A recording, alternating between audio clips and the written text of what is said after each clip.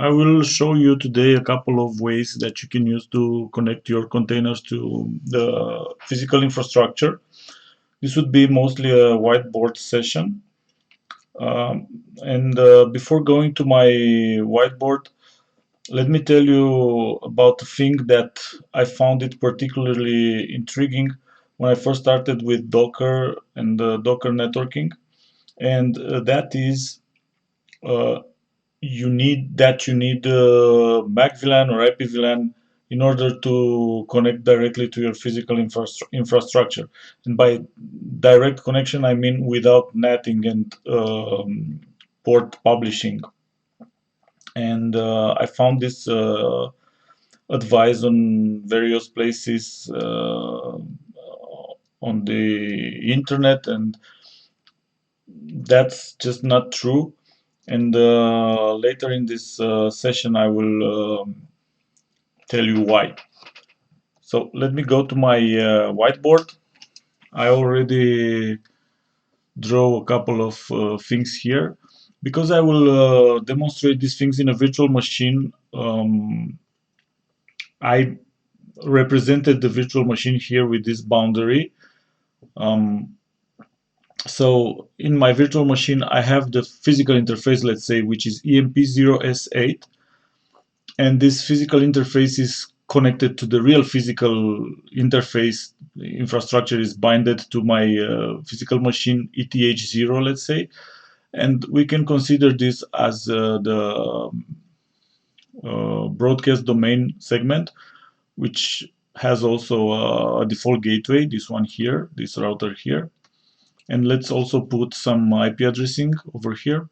Let's say this segment has 192.168.0.1. Sorry, that's 0.0/24, and here is .1, which is the default gateway of the segment, and this myPC ETH0, I don't care about this actually.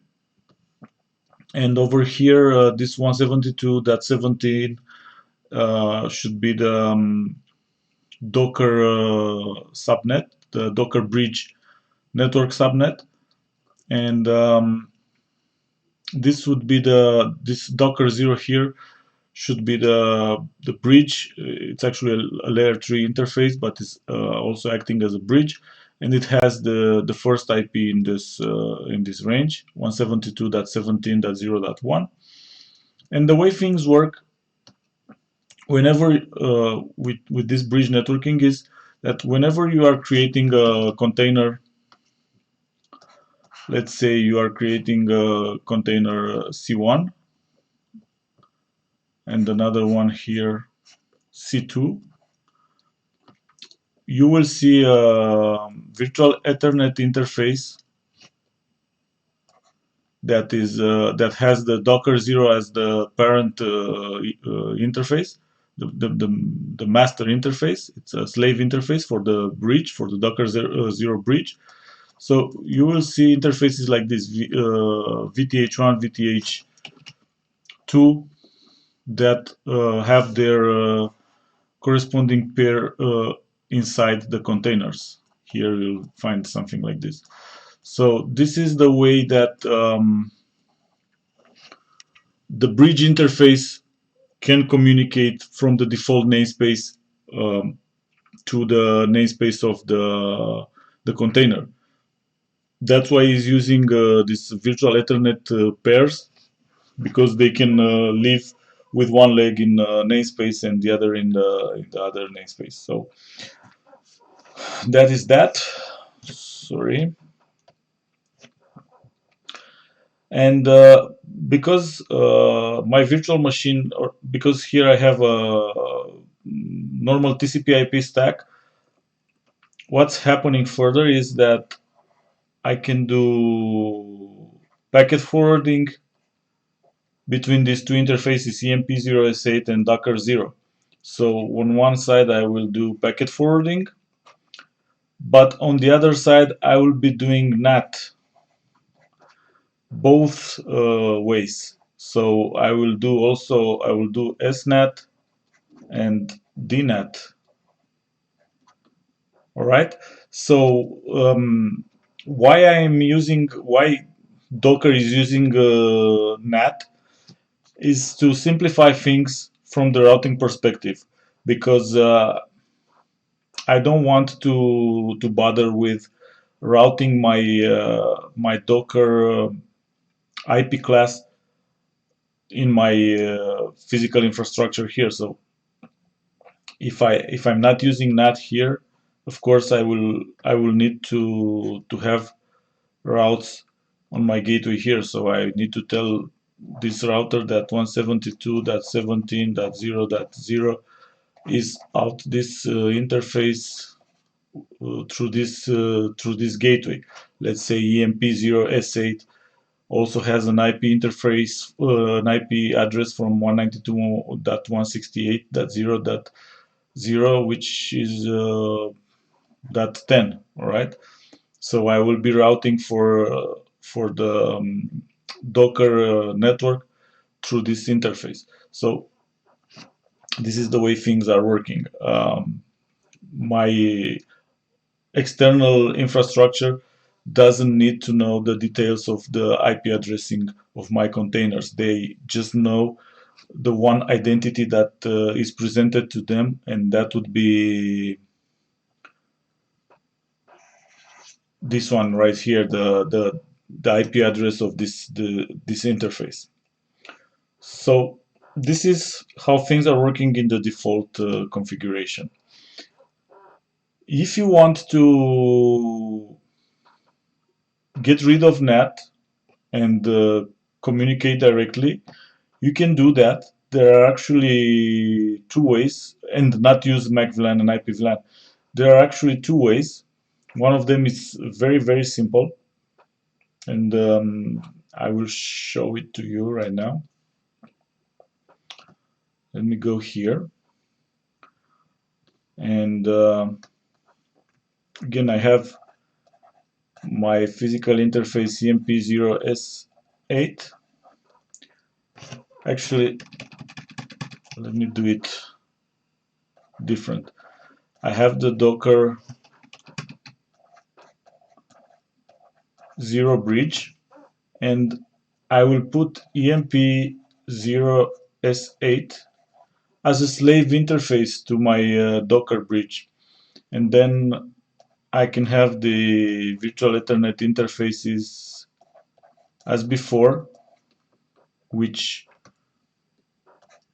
are connected to containers like this. But now the difference is that this construct right here is a bridge and is acting as a bridge. So my EMP0S8 would be connected to the physical infrastructure right here. Let's say 192.168.0.0 as before. And if I'm using the same class here for the containers, 192.168.0.0/24, I will be able to communicate with anything from this side. I can also do routing if I want. I mean, I can configure my containers as having the default gateway, this address right here, that one, and they will send outside traffic outside of their IP class. It will be sent to this default gateway. So this would be a very easy way to have direct connectivity in between your physical infrastructure and your containers. Now there's another way, which is kind of obvious. You can just get rid of NAT. Let's go to this previous drawing. You can just get rid of NAT and just use packet forwarding and configure routing here on your external infrastructure. But getting rid of NAT is not very easy, or it's a bit tedious, because Docker is highly integrated with IP tables, at least this bridge interface, and you will have to mess a lot with IP tables and just um, use the routing. All right, let's discuss the other scenarios also. The macvlan, the one that you maybe know better. Here I have the ENP0S8, sorry,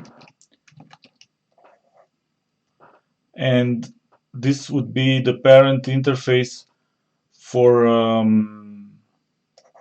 macvlan interfaces. Like actually, I will draw it like this.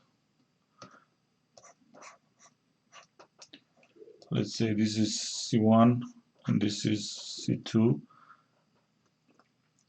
And one thing with macvlans is that macvlan interface can reside in a different namespace, but have then its master interface, that is parent interface. All right. So the parent interface is EMP0S8, but the macvlan interface is inside the different namespace, the namespace of a container. So this is very simple actually. Everything that these containers are sending on the network is also switched to this physical segment. They have unique MAC addresses. Of course, it's not doing spanning tree or other bridge features. So that would be macvlan. And one other thing, if I want to communicate inside the default namespace, I need to have an interface, a macvlan interface in the default namespace. So, and one other thing, this should be in promiscuous mode. If I want to communicate outside my container environment. All right, let me go to Ipvlan layer 2. With Ipvlan layer 2, things are kind of similar with macvlan. I have my physical interface EMP0S8, and also I will have a couple of Ipvlan interfaces, C1 and C2, and here I have IP net, let's say 1, and IP net 2, and same as with macvlan interfaces, these Ipvlan interfaces can have their parent interface in a different namespace, which would be in this case the default namespace where EMP0S8 is living and is connected to our broadcast domain here. I don't need promiscuity here. That's one difference. And the other big difference is that I don't have unique MAC addresses. All right. And same as with macvlan, I will need, if I want to communicate inside the default namespace, I will need an interface, an Ipvlan interface here, IPnet 3, let's say. So that's Ipvlan layer 2. We have left to discuss Ipvlan layer 3. So again, we start with our physical interface, EMP0 S8 and our two containers C1, C2, and the interfaces IPnet 1, IPnet 2, and these are slave interfaces to EMP0S8. And I will also draw the IPnet 3 interface, which is in the default namespace. And what's happening here is that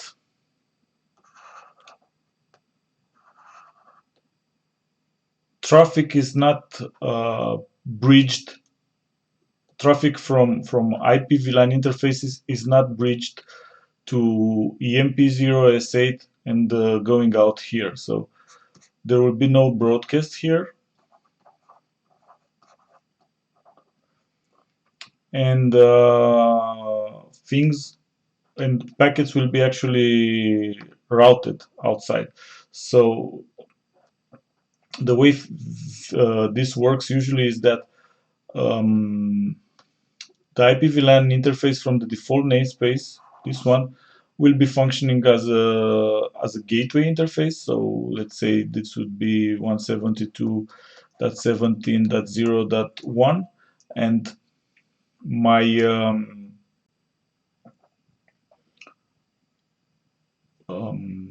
containers will use this interface to get in the default namespace, and from here the packets will be routed through EMP0S8 outside. Of course, if the virtual machine has the routing table properly configured. This will be more easy to understand in a lab demonstration. So this was all that I wanted to discuss with you today. Hope it has cleared a couple of things for you, and I'm waiting for you in the next lessons where I will demonstrate each of these scenarios. Bye bye.